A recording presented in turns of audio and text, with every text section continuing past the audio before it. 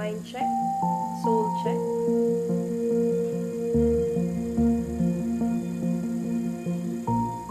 Magandang buhay po sa inyong lahat. Ako po si Yen, isang psychometrician at inyong host sa talakayang ito. Dadako po tayo ngayon sa isang paghihimay ng mga totoong buhay o istorya.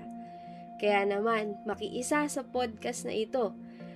Nag-imbita po tayo ng mga magigiting na warriors at tinatawag po natin ang grupo na ito na Tenacious Souls. At kaya naman, pakinggan natin, mas hihimayan o tatalakayin natin ang mga tanong na tungkol sa kung maibabalik ko lang, ano ang babaguhin ko? Alam niyo po, dito sa komunidad natin sa Dialysis PH, marami ang nagbabahagi ng kanilang mga what ifs. Pero, hindi lang naman ito tungkol sa pagbabahagi o ng mga paghihinayang na kwento. Ito rin ay mga pagbabalik tanaw sa mga mahalagang bagay. Hindi lang po tungkol sa katawan, katulad ng kidney, nag-filter po ito. Pati na rin po sa ating mental health. Ito naman ay nag-filter kung ano po ang mga mas matututunan natin sa mga nakaraan o mga dinanas nating pagsubok. So kaya naman, tayo na po magpupuan, magkwentuhan at magmahalan.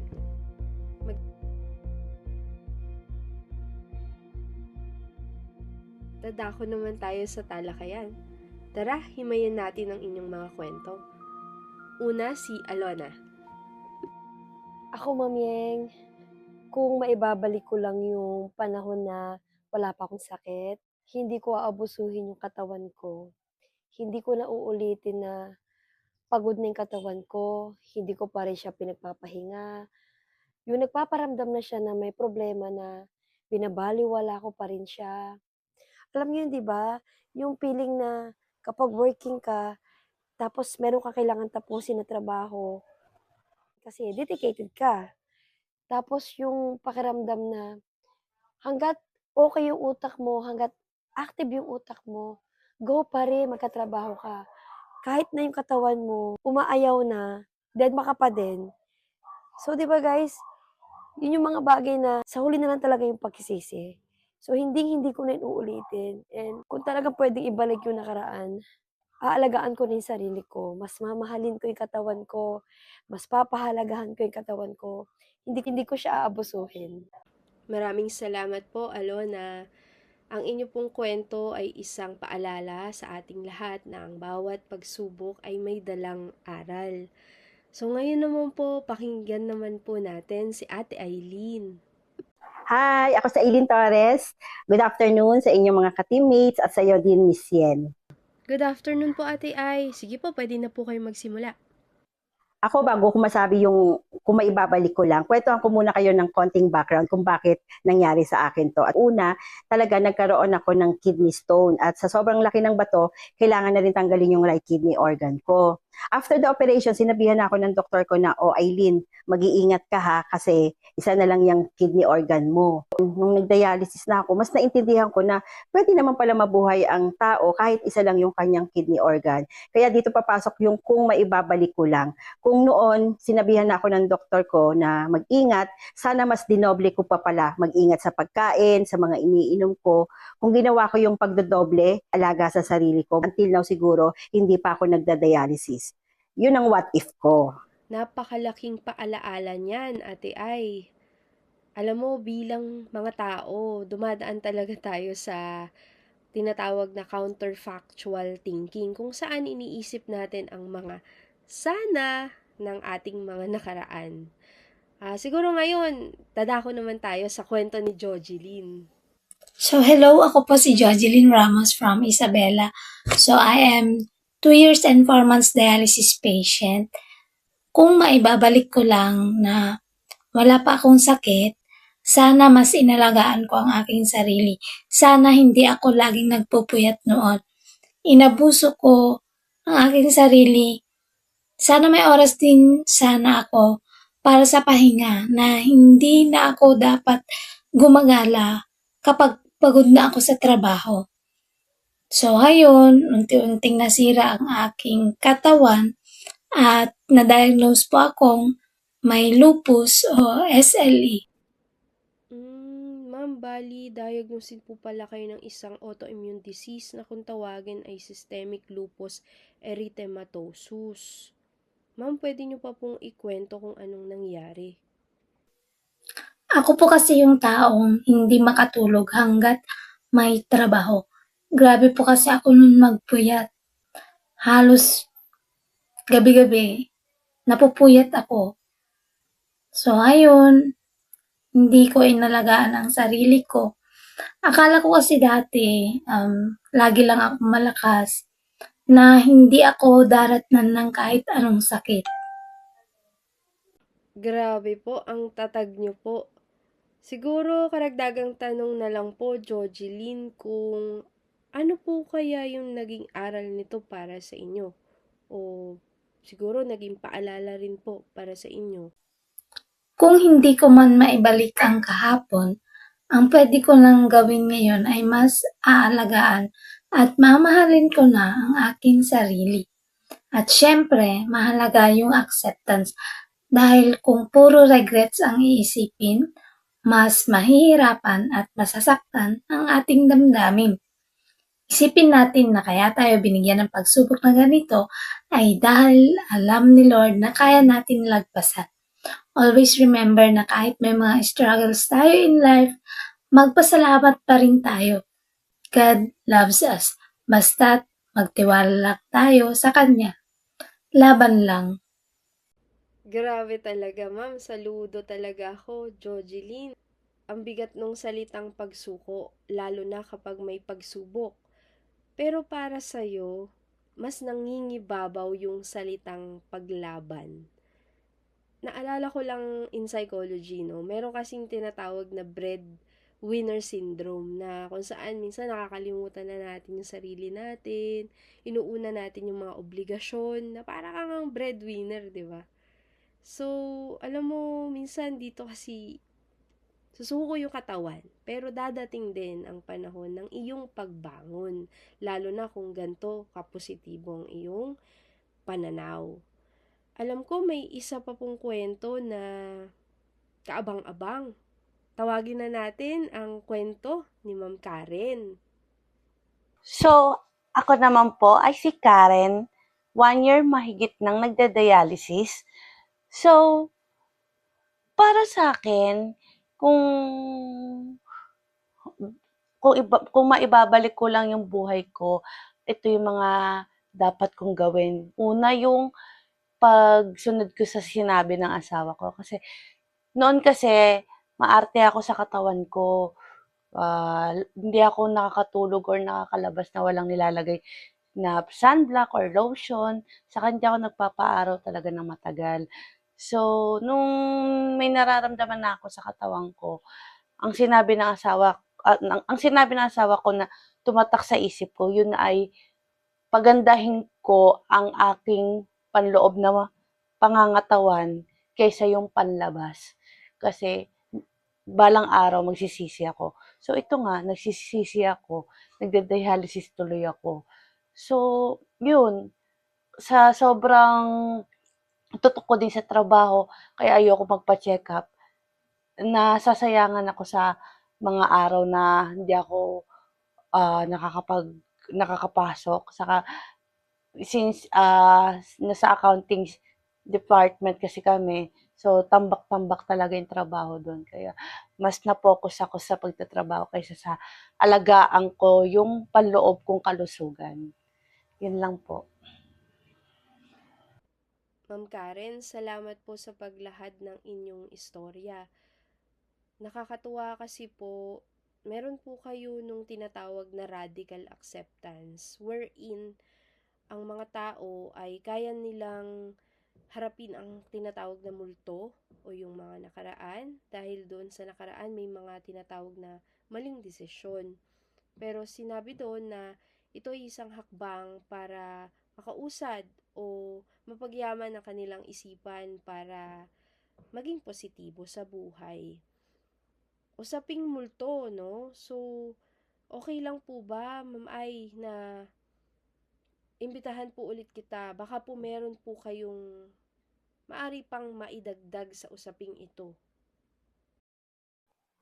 Yes, Miss Yen. Ang isa pang what if ko, kung maibabalik ko lang, yung sinabihan ako ng nephro doctor ko na, "O Eileen, may boyfriend ka ba ngayon?" Sabi ko, "Yes, doc, meron po." Pwede ba nating unahin yung pagbubuntis habang hindi ka pa nagda-dialysis? Nagulat ako dun sa sinabi ng doktor sa akin kasi wala naman sa plano namin yun ng boyfriend ko na asawa ko na siya ngayon na magkaroon agad ng pamilya. Basta ang nasa isip namin, magkaroon kami ng trabaho at makatulong kami sa pamilya namin. Pero ngayon, nung nagda-dialysis ako, nabuntis nga ako, pero hindi naman nabuhay yung baby. Namatay din talaga siya, hanggang 5 months lang siya. Pag napag-uusapan talaga yung baby, very emotional ako kasi nanghihinayang ako doon sa opportunity na sinabi ng doktor sa akin na kung pwede, mabuntis na ako, unahin na yung pagbe-baby kasi mahirap nga mabuntis ang isang dialysis patient. Ngayon, pag napapaisip ako, kung ginawa ko yun, malamang malaki na yung anak ko. Siguro mga 22 years old na siya, no? Nanghihinayang ako kasi may pagkakataon pa pala na magkaanak ako pero hindi ko ginawa. Hindi ko naisip kung ano yung magiging future ko. Ngayon hinahanap-hanap ko na sana nagkaroon man lang kami kahit na isang anak. No? Kahit na ano, alam mo yun, hindi kami nagkatuluyan. Basta mayroon akong sariling anak. Kung maibabalik ko lang, sana pinakinggan ko yung doktor ko, sana ginawa ko na yun na magkaroon ako ng anak. Kumusta naman po ang asawa niyo? Kumusta naman po kayo? Okay naman kami ng asawa ko. Masaya naman kami kasi may pamangkin kaming inalagaan, 5 sila, pinalaki. Pero kasi itong mga pamangkin na to, at the end of the day, hindi mo naman sila makakasama, di ba? Hindi mo sila makakasama sa pagtulog mo. Unlike pag may sarili kang anak, pwede ko na silang makasama, pwede ko siyang makasama sa dialysis ko habang may trabaho yung daddy niya. Di ba yung mga ganun?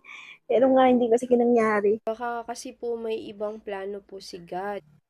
Kaya alam nyo, sa totoo lang, ginagalingan ko na lang yung performance ko sa asawa ko. Hala! Oo. Hindi yung performance na ano ha, Ay! performance na Okay alagaan po. siya, lahat ng pangangailangan niya sa damit, sa pagluto, sa mga pagkain na gugustuhin niya, inaasikaso ko yon ng personal sa kanya. Paglaba, pagplansya ng mga damit niya, personal kong inaasikaso yon. Kasi nga, syempre, may trabaho naman talaga siya. So, doon na lang ako bumabawi, yung maalagaan siya. Kasi naalagaan din naman niya talaga ako. Pasensya na.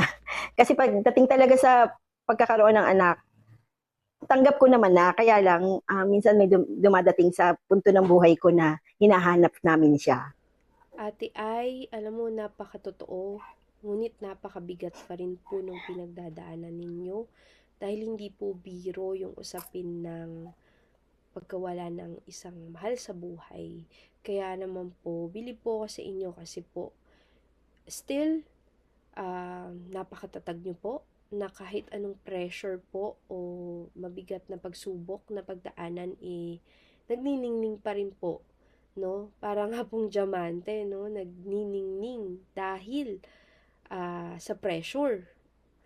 Yun po, no? So, kung ihahalin tulad din po natin yung naging buhay natin, parang naging guro din po sa atin yung mga kabiguan, yung mga regrets natin, yung mga what ifs po natin, despite na may grief, no, na nararamdaman tayo, yung pagluluksa, nandun pa rin po.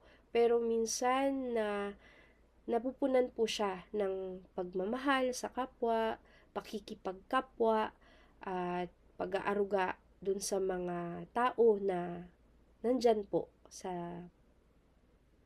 kasama pa rin natin, katulad ni Mister, di ba po?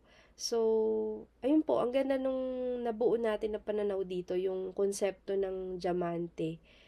Pero, ayun po, pasensya na po kung na-open din po yung wound tungkol doon po.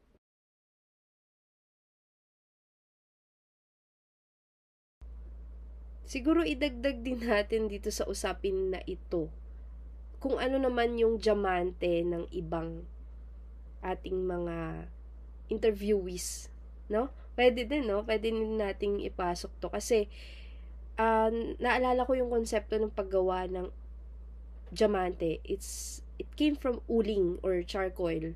And kailangan yung dumaan sa matinding init o extreme pressure sa ilalim ng lupa. No? Parang nandun ka sa ilalim bago ka tumaas. At kumbaga maging diamante at ma-acknowledge ng ibang tao yung ningning mo. So parang resilience po yun, no? Resilience natin sa buhay. Pero siguro may nagre-representa din po, mga mahal natin sa buhay, kung ano po yung diamante para sa inyo. Kayo po, Ma'am Alona, sino po o ano ang diamante po para sa inyo? Para sa akin, ang diamante ng buhay ko is yung family ko. Lagi ko sinasabi na kung kapalaran ko talaga na magkasakit ako, maswerte pa din ako kasi nangyari yun na may asawa ako, may anak ako.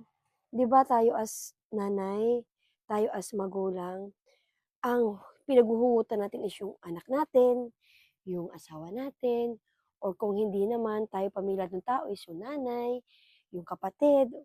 So, maraming kailangang paghugutan. Nagkataon lang talaga na meron akong pamilya, meron akong anak, meron akong asawa na sila yung nagiging dahilan kung bakit may reason pa, bakit ako lalaban. Sabi ko nga kung siguro wala akong anak, wala akong asawa, bakit pa ako lalaban? Ano pa pinaglalaban ko, 'di ba? So, swerte talaga ako. Pinagpapasalamat ko yun kay Lord na meron akong mag-ama na lagi ko sinasabi sa sarili ko na, thank you Lord. Kasi dumating man ako sa point ng buhay ko na nagkasakit ako, pero meron akong mga paghuhugutan ng lakas ng loob para ilaban ko yung buhay ko. Nakaka-inspire po, Ma'am Alona. Siyempre, yung sagot natin, no? Pamilya at pamilya pa rin. Ngayon naman, ituloy po natin.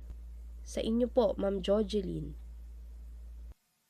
So, ang diamante ko ay ang pamilya ko kasi inaalagaan at naiintindihan nila ako hanggang ngayon. So, nagpapasalamat ako dahil sa kanila ako humuhugot ng lakas at kung bakit ako patuloy na lumalaban. Grabe, nakakatuwa talaga si Ma'am Jojeline, no? Ngayon naman, ang napansin ko, yung post-traumatic growth naman, no? Thank you, Ma'am Jojeline. Syempre, hindi naman magpapahuli ang ating Ma'am Karen. Ma'am Karen, kayo po, ano po ang kwentong diamante nyo? So, para sa akin, ang diamante sa buhay ko ay yung pagmamahal sa kayo pag-aaruga ng asawa ko, pati yung mga anak ko, pati yung mga pamilya ko na nakapalibot sa sa buhay ko. Kasi kung wala sila siguro, paano na ako, lalo na ganito yung sakit sakit ko, parang nakakalugmok kumbaga kasi sa dialysis chair nga lang, 4 na oras ka upo, tapos uuwi kang sa bahay kung wala ka madadat ng pamilya, di sobrang yun, lugmok talaga para sa amin. Kaya thankful ako kasi nandiyan yung pamilya ko, yung asawa ko, na nagmamahal sa akin. Kaya sila yung diamante sa buhay ko. Yun lang. Napapapalakpak din ako, Ma'am Karen. Thank you po. Maraming salamat po sa mga shinare nyo po sa aming wisdom din. And syempre, bago po tayo magtapos, ayun, eto na po yung pagpapaalam namin. Pero syempre, hindi naman ito ang huling um, talakayan natin. Syempre, abangan nyo po ang mga susunod pa. Ayan, syempre gusto ko din pong i-acknowledge na hindi lang po puro regrets, hindi lang po puro pagkabigo. Ayan nga, yung mga what ifs and regrets natin and yung mga kung maibabalik ko ang nakaraan. Syempre meron pa rin pong pagbangon, kwento ng pag-asa, kwento ng pananampalataya, yung pagtsatsaga. Ayan, napaka-importante po niyan. Sa mga tagapanood po natin, ito po ay mga ilan lamang sa mga diamanteng kwento. Siyempre, yung mga kwento nyo din po, excited din kaming marinig yan. And of course, kung meron po kayong mga mahal sa buhay na pagkukwentuhan nyo o matuturing nyo pong support system, better grab it kasi po iba po talaga yung andun po yung pag-asa na nadudulot po ng mga taong nakasuporta sa atin. At siguro allow nyo na lang din po ako mag-share ng kahit papaano onting kaalaman ko po, no? So, sa dinadanas po kasi natin, meron po tayong stages of grief. Nandun tayo minsan sa denial, minsan nagiging defense mechanism kasi natin yan para protektahan yung ego natin o yung sarili natin. So, valid po yun. Nandun po tayo sa mga statements na kung maibabalik ko lang, sana ginawa ko to, sana nangyari ito, sana hindi ito nangyari, ganun po, no? Pero, it's all valid emotions and ideas and thoughts, no? So, don't worry, hindi po kayo nag-iisa. Basta lagi nyo lang pong tandaan kung ano po yung mas importante sa lahat ay yung ngayon, hindi po yung nakaraan, no? Tapos, kung kaya nyo pong pagyamanin kung ano po yung meron tayo ngayon, yung mga strategies nyo katulad ng journaling, kung kaya nyo pong mag-catharsis or kahit pa paano makipagkwentuhan po kayo sa mga mahal nyo sa buhay, and then, syempre, yung social support, yun nga yung support system na tinatawag natin, no? And syempre, bago natin tapusin itong panayam na ito, itong talakayan, manghingi naman tayo ng mga mensahe galing sa ating mga members of the Tenacious Souls. Sige po, unahin na natin si Ma'am Jojeline. Para sa mga followers ko, ayun, samahan nyo ako sa aking life journey. And sa mga baguhang dialysis patient, huwag po kayong matakot dahil hindi death sentence ang dialysis, kundi ito ay isang life support. And to all CKD warriors out there, yun, laban lang. Hindi ka nag-iisa sa labang ito. So always remember na laging nandyan ang ating Panginoon. Magtiwala lang tayo. Wow, thank you, Ma'am Jojeline. So, thank you for a fruitful message full of hope, love, and faith. Faith in our God.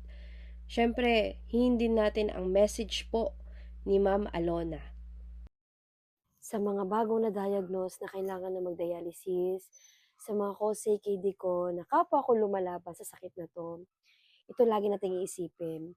Kung ito yung kapalaran natin na magkaroon tayo ng mabigat na pagsubok, malubhang sakit, kagaya ng pagda-dialysis, may mga bagay na maswerte pa rin tayo na ibinigay ni Lord sa atin. Yun na yung panahon, pagkakataon na hanggang ngayon andito tayo. Humihinga, nakakapagsalita, nakakatawa, nakakasama yung mga mahal natin sa buhay. Given na nakakalungkot, nakaka-depress, nagkakaroon tayo ng anxiety. Pero ibig sabihin nun, hanggat nabubuhay tayo, hanggat andito tayo sa mundo, tayo yung isa sa mga taong matatawag na matatag, malakas, at maswerte pa rin. Kasi binigyan tayo ng second life ni Lord na kailangan nating pahalagahan, kailangan nating i-treasure. Kasi hindi lahat ng tao na pagbibigyan na magkaroon ng second life. Marami dyan, bigla-bigla na lang nawawala.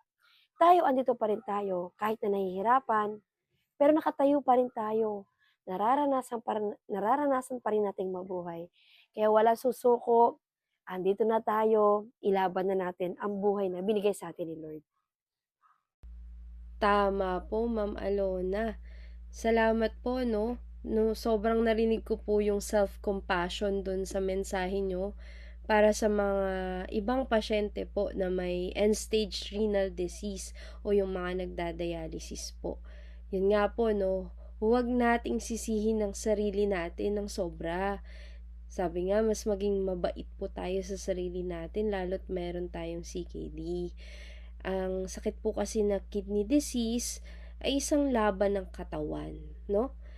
Huwag po nating hayaan itong maging laban din ng ating isipan. Laban lang po, sabi nga po ni Ma'am Alona. Ngayon naman po, siguro mensahe po, ano po yung karagdagan nyo rin pong gusto nyo pong sabihin para naman po kay Ma'am Karen. Ma'am Karen, hello po. So, kung hindi ko na maibabalik yung nakaraan at ang gagawin ko ngayon ay magpo-focus ako sa mga taong nagmamahal sa katulad namin, lalo na yung pamilya namin. At kayo, yung Dialysis PH community, sobrang laki ng tulong nito sa amin, lalo na sa mga kagaya namin may sakit sa bato. Kasi diyan namin napapatunayan na hindi kami nag-iisa. At magpo-focus po ako sa pagiging positive mental attitude. Kasi kung negative tayo lagi, lalo tayong manghihina. At lagi ako magpapasalamat sa Diyos dahil may mga tao na naman na mas mas nakakaawa pa sa kalagayan namin. Kaya thankful ako kay Lord kasi hindi ako pinabayaan kahit na ganito, may sakit na ako. So, thank you talaga. Thank you din, Ma'am. Yes po, Ma'am Yen. Thank you po Thank din. you, Ma'am. Thank you, Thank you Ma'am din Yen. po. Palakpakan. Thank you po, Ma'am Yen. Ayan, maraming salamat po, Ma'am Karen. Ma'am Karen, tuloy niyo lang po. Sobrang positive lang po tayo noong maging masayahin pa po tayo. Thank you po dyan. And para naman po sa mga nanonood po sa atin, ito po yung mensahe ng pagbangon at pag-asa. Alam niyo po, pag pinag-uusapan natin itong topic na to, ano ba yung may babalik natin, ito'y tumutukoy na po sa nakaraan. Pero mas mangibabaw na lang po sana o mas tangkilikin niyo yung salitang ano ang babaguhin ko. Kasi yun po, tinutukoy yung present natin. Ano yung kasalukuyan. At yung mga kwento po na narinig natin ngayon, hindi po basta-basta. Pero alam po namin, yung mga kwento ninyo ay mas lalo pa. So, tuloy-tuloy pa rin po kung meron po kayong support system at kung makaka-join din po kayo sa support system ng Dialysis PH. Much better. And so that you would feel that you are not alone in this journey, in this battle, because we have each other.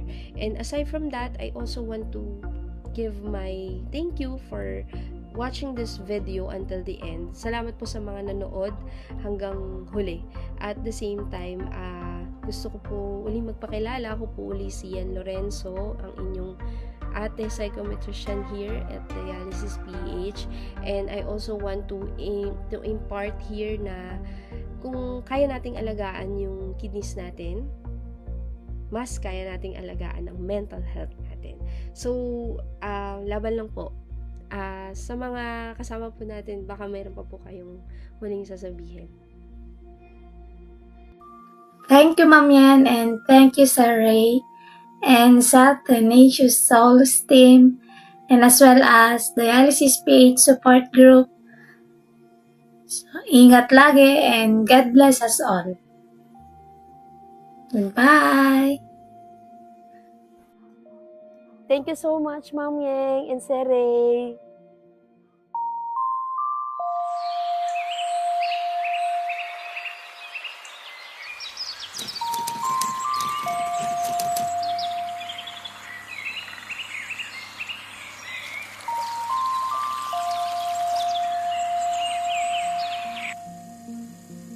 Mind check.